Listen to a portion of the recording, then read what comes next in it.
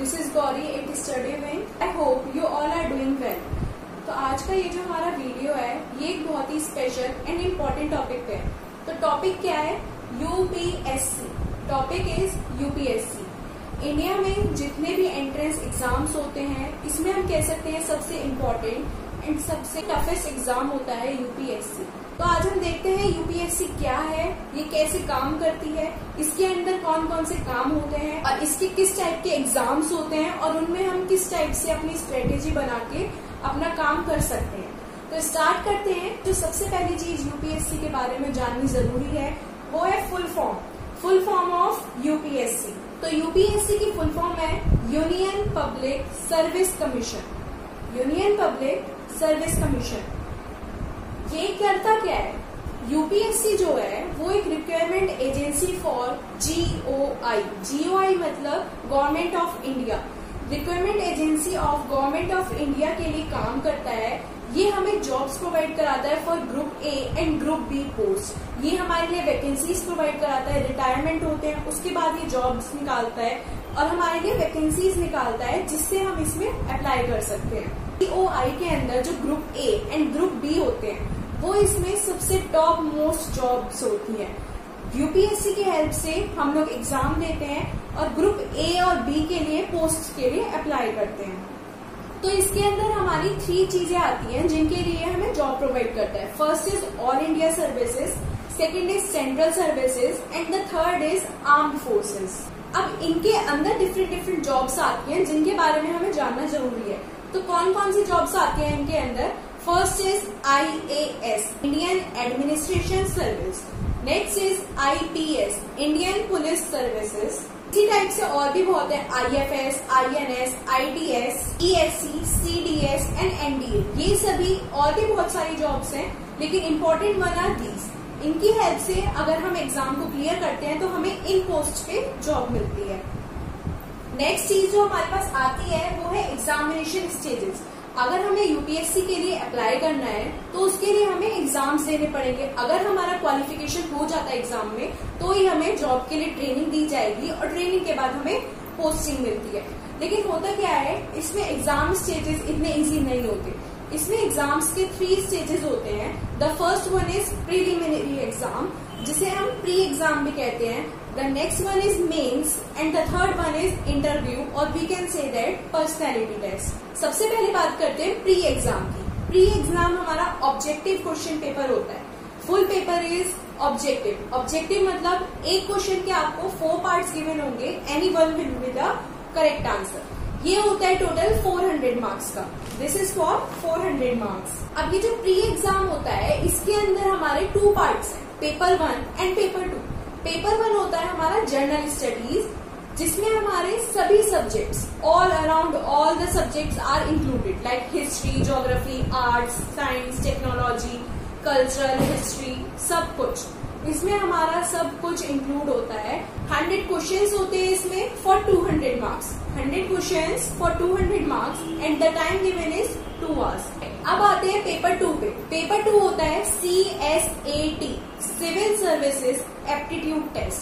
ये हमारा aptitude test होता है। इसमें हमारे पास 80 क्वेश्चंस होते हैं for 200 marks and the time is same, that is 2 hours. लेकिन होता क्या है, प्री एग्जाम की जो मेरिट लिस्ट बनती है, मतलब जब डिसाइड होता है कि किस किसने क्वालिफाई किया है तो उसमें सिर्फ पेपर 1 की मेरिट देखी जाती है, पेपर 2 की मेरिट नहीं देखी जाती। पेपर 2 का क्राइटेरिया क्या होता है कि उसमें सिर्फ हमें क्वालिफाइड मार्क्स दैट इज 33%, उसमें सिर्फ और सिर्फ हमें 33% मार्क्स क्वालिफाई करने होते हैं। लेकिन जो फाइनल मेरिट बनती है वो पेपर 1 के बेसिस पे बनती है, उसमें पेपर 2 के मार्क्स इंक्लूड नहीं होते। इम्पोर्टेंट बात क्या है, इसमें 1/3 रेशियो की नेगेटिव मार्किंग होती है। मतलब क्या है मेरा, अगर आपने 3 क्वेश्चंस गलत किए हैं, if you have done 3 questions wrong then the marks deducted will equal to the 1 right answer. अगर 3 क्वेश्चंस गलत किए हैं तो उसके जो मार्क्स कटेंगे वो एक सही क्वेश्चन के बराबर होंगे। ठीक है, तो नेक्स्ट है हमारा मेंस एग्जाम। मेंस एग्जाम जो होता है वो टोटल होता है 1750 मार्क्स का। इसमें हमारे कंपलसरी सब्जेक्ट्स होते हैं, जर्नल स्टडीज होती है, एस्से राइटिंग होती है और उसी के साथ एक ऑप्शनल सब्जेक्ट होता है। जो हमारा कंपलसरी सब्जेक्ट होता है वो टोटल होता है 600 600 मार्क्स का, जिसके अंदर हमारे 2 पेपर आते हैं। First one is English. English is the first compulsory subject that you must know for UPSC mains exam. ठीक है, ये हो गया। And the next is any Indian language that is included in the syllabus. मतलब आपको जो syllabus दिया जाएगा उसमें बहुत सी इंडियन लैंग्वेजेस का डिस्क्रिप्शन होगा, उनमें से कोई एक लैंग्वेज आपको चूज करनी है, इसको आप प्रेफर करते हैं, तो वो भी 300 मार्क्स की है। तो both the papers are for 300 marks and the total is 600 marks. अब आते हैं जर्नल स्टडीज पे। जर्नल स्टडीज टोटल 1000 मार्क्स के लिए है। इसके अंदर हमारे 4 पेपर्स होते हैं, 250 each, 250 marks for each paper. There are total 4 papers and the total is 1000 marks. अब इसके अंदर कौन कौन सी चीजें आते हैं वो हम डिस्कस करेंगे यूपीएससी सिलेबस में। ठीक है, उसके बाद आते हैं essay writing. Next is essay writing. Essay writing is for 250 marks and the last one is optional subject. Subject भी हमारा 500 मार्क्स का है। इसके अंदर 2 पेपर्स होते हैं फॉर 250 ईच। आपको जो सिलेबस प्रोवाइड किया जाएगा उसमें से आपको ऑप्शनल सब्जेक्ट चूज करना है और उसके आपके 2 पेपर्स होंगे। ठीक, अब आते हैं हमारी थर्ड स्टेज पे, that is interview. Interview total हमारा होता है 275 मार्क्स का, 275 marks.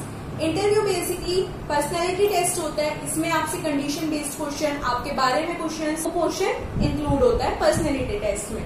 This is for 275 marks. If I talk about total number of marks, तो टोटल नंबर ऑफ मार्क्स में हम मेंस के marks and interview marks include करते हैं। That is 1750 plus 275। तो टोटल मार्क्स जो हमारे पास आते हैं वो है 2025। के बेसिस पे ये जो फाइनल मार्क्स होते हैं, इसी के बेसिस पे हमारी रैंक डिसाइड होती है कि हमारी यूपीएससी में कितनी रैंक आई है। So this was all about the exam stages. अब आते हैं नेक्स्ट पॉइंट पे, एलिजिबिलिटी क्राइटेरिया के लिए। सबसे पहले हम बात करते हैं एज लिमिट की, कि हमारे पास एज लिमिट क्या है जिसमें हम यूपीएससी के लिए अप्लाई कर सकते हैं। तो अगर मैं बात करती हूँ जनरल कैटेगरी की, तो जनरल कैटेगरी के लिए एज डिसाइडेड है, वो है 21 to 32 ईयर्स। हम 21 से 32 ईयर्स के बीच में अप्लाई कर सकते हैं। इसी तरह से अगर मैं बात करती हूँ ओबीसी की, तो उसके लिए एज है 21 to 35 ईयर्स, 21 to 35 ईयर्स। अगर मैं बात करती हूँ एससी या फिर एसटी की, तो उसके लिए एज है 21 to 37 years. So these are the age limits in which we can apply for UPSC. अब हम बात करते हैं नंबर ऑफ अटेम्प्ट्स, कि हम कितने अटेम्प्ट्स दे सकते हैं यूपीएससी के लिए। So if I talk for general category, there are total 6 attempts. That अगर आपका फर्स्ट अटेम्प्ट में नहीं होता तो आप सेकंड अटेम्प्ट दो, सेकंड में नहीं होता तो थर्ड दो। इसी तरह से टोटल अटेम्प्ट्स एज लिमिट के अंदर अंदर आप 6 अटेम्प्ट्स दे सकते हैं। If I talk for OBC, OBC के लिए देयर आर 9 अटेम्प्ट्स, आप 9 अटेम्प्ट्स दे सकते हैं। And if I talk for SC and ST, there is no limit for the attempts. मतलब आप अपनी एज लिमिट के अंदर अंदर कितने भी अटेम्प्ट्स दे सकते हैं। अब नेक्स्ट चीज हम बात करते हैं एजुकेशनल क्वालिफिकेशन। एजुकेशनल क्वालिफिकेशन क्या होनी चाहिए जिससे हम यूपीएससी के लिए अप्लाई कर सके। तो इसके लिए सिर्फ एक ही क्राइटेरिया है, दैट इज ग्रेजुएशन। आप ग्रेजुएट होने चाहिए हो, लेकिन हमारे पास इससे कोई मतलब नहीं कि ग्रेजुएशन में हमारी डिग्री में कितने मार्क्स है। सिर्फ जरूरत क्या है कि आपके पास ग्रेजुएशन की डिग्री होनी चाहिए, चाहे वो किसी भी स्ट्रीम से हो। Any stream is allowed, anyone can apply, but he or she would have a graduation degree. Graduation में आपके पास कोई क्राइटेरिया नहीं है कि आपके कितने मार्क्स आए, 33 आए, 44 आए, 55 आए, anyone can apply. अब हम बात करते हैं next, that is skills and strategy. अगर हमें यूपीएससी को क्रैक करना है तो उसके लिए हमारा पहले से माइंड मेकअप होना चाहिए। हमें पता होना चाहिए कि हमें किस तरीके से और किन किन स्किल्स के साथ अपने एग्जाम के लिए प्रिपेयर करना है। अगर हमें पहले से ही स्किल्स और स्ट्रेटेजी के बारे में पता है तो it increases the probability to crack the exam. ठीक है, तो अब स्टार्ट करते हैं। सबसे पहले आता है when to start preparing for UPSC. सबसे पहली चीज जो हमें ध्यान रखनी होती है वो है कि हमें अपना पूरा फोकस अपनी ग्रेजुएशन पे रखना है। हमें अभी यूपीएससी को थोड़ा साइड रखना है और अपनी ग्रेजुएशन पोर्शन पे पूरा फोकस करना है। अब स्टार्ट करने की बात आती है कि मुझे तो यूपीएससी करना है, तो उसके लिए मैं स्टार्ट कब करूं? तो मेरा मानना ये है कि आपको स्टार्ट करना चाहिए from the last year of your graduation. From the last year of your graduation. एक इम्पॉर्टेंट चीज जो आपको यूपीएससी के लिए पहले से माइंड मेकअप करके रखनी है, if you like to read variety of things then only go for UPSC. क्योंकि यूपीएससी एक ऐसा एग्जाम है जिसमें हमें किसी पर्टिकुलर सब्जेक्ट पे काम नहीं करना। मैंने पहले भी बताया था, इसमें हमारे सभी सब्जेक्ट्स इंक्लूडेड है, चाहे वो हिस्ट्री हो, चाहे ज्योग्राफी हो, चाहे पॉलिटिकल साइंस हो, चाहे साइंस, चाहे टेक्नोलॉजी, चाहे आर्ट्स, चाहे कल्चर या कोई भी सब्जेक्ट। ये एक ऐसे एग्जाम है जिसमें सभी चीजें इंक्लूडेड है, तो you should like to read them all. ऐसा नहीं कि आपको किसी एक सब्जेक्ट में बहुत इंटरेस्ट है तो आप कहोगे कि मैं इसी के साथ यूपीएससी कर लेता हूँ या कर लेती हूँ, so that is wrong. You should like to have all the subjects with you. ठीक है, अब बात करते हैं कि how to start for preparing. अभी हमने देखा था when to start, now we comes up to the how to start. जो मिनिमम टाइम पीरियड अपना लेके चलना है दैट इज 2 to 4 या 5 years। 2 से 5 साल लगभग हमें माइंड मेकअप करके चलना है कि हमारा इतना टाइम इसमें जाना ही जाना है। हो सकता है आपका फर्स्ट अटेम्प्ट में हो जाए, हो सकता है सेकंड में हो या कभी भी हो, लेकिन आपको 2 to 5 years का टाइम पीरियड लेके ही चलना है यूपीएससी के लिए। And the second most important thing is ruthless determination. आपको अपने पाथ से डिस्ट्रैक्ट नहीं होना है। फर्स्ट टाइम अटेम्प्ट में क्लियर नहीं हो पाया तो आपको डिटर्मिनेशन नहीं होनी है, you have to do with the same determination in second attempt. अब बात कर लेते हैं स्ट्रेटेजी कि हमें कहाँ से और कैसे प्रिपेयर करना है। तो सबसे बेसिक चीज जो है वो है फोकस ऑन एनसीईआरटी। जितनी भी एनसीईआरटी टेक्स्ट बुक्स होती हैं, आपको सबसे पहला फोकस अपना उन्हीं को बनाना है। ऐसा नहीं कि एनसीईआरटी को सिर्फ रीड करना है, try them to understand and put them all in your mind. सब कुछ आपके माइंड में एकदम से सेट होना चाहिए, सिर्फ पढ़ने के लिए, रीड करने के लिए नहीं करना है। अब अगर मैं बात करती हूँ कि क्या इसके लिए मुझे कोचिंग की जरूरत है, तो मेरा मानना क्या है, आपको स्टार्टिंग में सिर्फ और सिर्फ स्टार्टिंग पीरियड में कुछ टाइम के लिए कोचिंग ज्वाइन कर लेनी चाहिए। क्योंकि कोचिंग से क्या होता है, कोचिंग की हेल्प से हम स्टार्टिंग से ही राइट डायरेक्शन में जा सकते हैं। कोचिंग से हमें पता चलेगा कि हमें किस डायरेक्शन में जाना है, किस तरीके से प्रिपेयर करना है।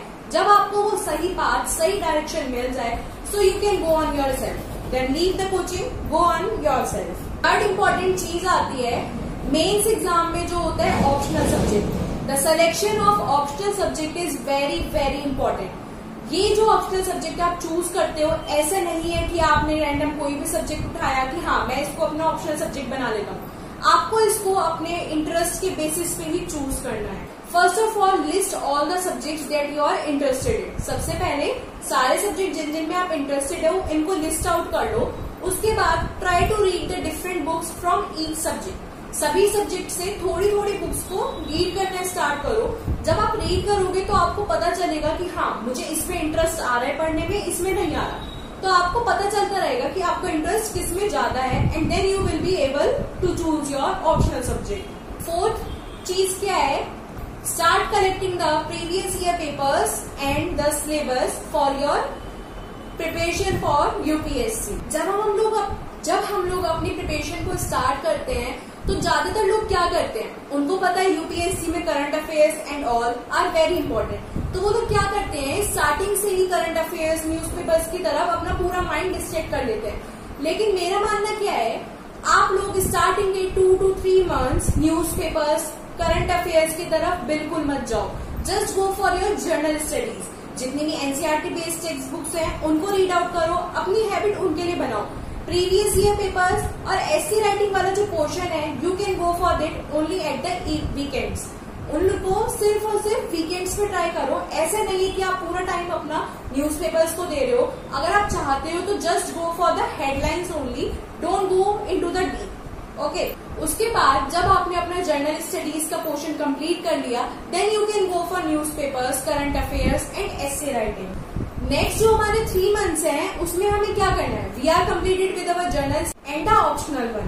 Now go for the ethics paper and the essay writing. Essay writing is very important for the mains exam. तो आपको करना क्या है, प्रीवियस ईयर पेपर्स उठाओ, वहां से देखो कैसे कैसे टॉपिक्स पे एस्से आ रहे हैं और स्पेसिफिक टाइम पीरियड के अंदर उन एस्से को लिखने की हैबिट बनाओ, उनको लिखने की प्रैक्टिस करो। Start making the habit for note making. Note making की हैबिट डालना स्टार्ट करो। जब भी आपको कोई इंपॉर्टेंट चीज दिखी आप उसका नोट बनाना स्टार्ट करो। That will help you in essay writing also. अब जो हमारे पास नेक्स्ट 3 to 4 मंथ्स आते हैं, उन मंथ्स के बाद pre exam is up on your head. अब हमें पूरा फोकस करना है सिर्फ और सिर्फ प्री एग्जाम के लिए, क्योंकि अब तो वो आने ही वाला है। तो उसके लिए हमें क्या करना है, पहली चीज हमें करनी है go for the test series as much as possible. जितना हो सके उतनी ज्यादा टेस्ट सीरीज को ट्राई करो। नेक्स्ट इंपॉर्टेंट चीज ये है टाइम मैनेजमेंट। आपको अपना टाइम मैनेजमेंट करना है कि मैं इतनी देर में इतना क्वेश्चन या इतना पोर्शन कंप्लीट कर सकता हूँ।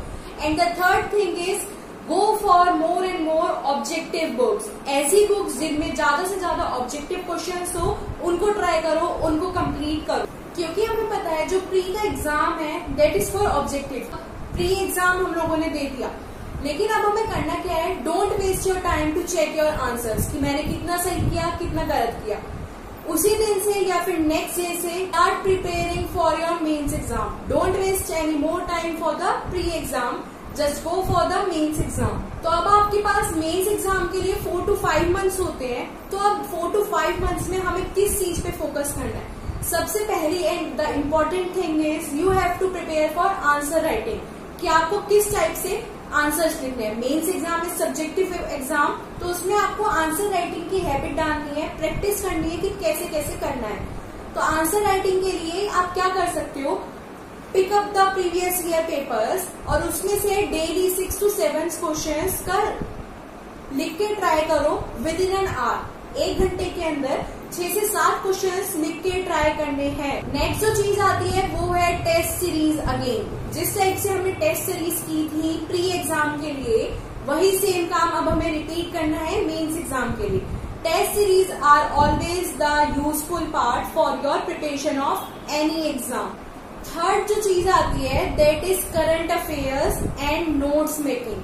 होता क्या है, आपको क्या करना है, जितने भी करंट अफेयर्स चल रहे हैं उनके बारे में पढ़ो और उनको अपनी ही लैंग्वेज में अपनी तरीके से नोट डाउन करो। इससे होगा क्या, आपको कंडीशन पे लिखना आएगा कि आपको एग्जाम में कोई भी कंडीशन दी हुई है तो आप उस पर कितनी जल्दी से कितने आसानी से लिख सकते हो। It will help you to grow your thinking power. अब इसी के बेसिस पे आपका प्री एग्जाम हो गया, मेंस एग्जाम हो गया। अब थर्ड चीज पे आते हैं interview.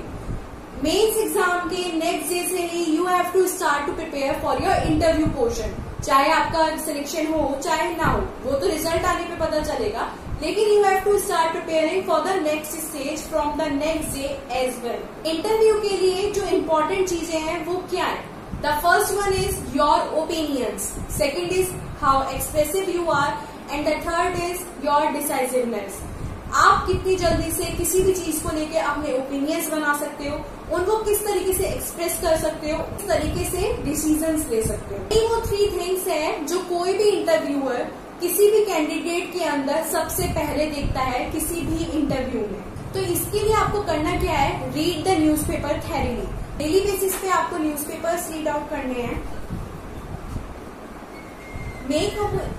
Make opinions on various conditions. जितने भी करंट अफेयर्स चल रहे हैं, जितने भी केसेस चलते रहते हैं, उन पे अपने अपने ओपिनियंस बताओ। Try to express them, try to you became more expressive. Second thing जो आपको करनी है दैट इज मॉक इंटरव्यू। जिस टाइप से हमने टेस्ट सीरीज करी थी, इसी टाइप से आपके लिए मॉक इंटरव्यू भी अवेलेबल होते हैं। करना क्या है, आपको मॉक इंटरव्यू को ट्राई करना है, जिससे हमें पता चलता है इंटरव्यूअर हमारे से किस टाइप के क्वेश्चंस पूछता है, किस टाइप से हम उसको एक्सप्रेस कर रहे हैं, हमारे अंदर क्या क्या प्रॉब्लम्स आ रही हैं अपने आप को एक्सप्रेस करने के लिए। बेसिकली मॉक इंटरव्यूज जो होते हैं they will help you to refine your personality. Third most important चीज क्या आती है, you have to be confident about your hobbies, your educational qualification, your background. तो आपको इन्हीं चीजों का ध्यान रखना है। This was all about the UPSC. Just go for it, all the best and do it. I hope you all like it. Please like, share and subscribe the channel. Thank you.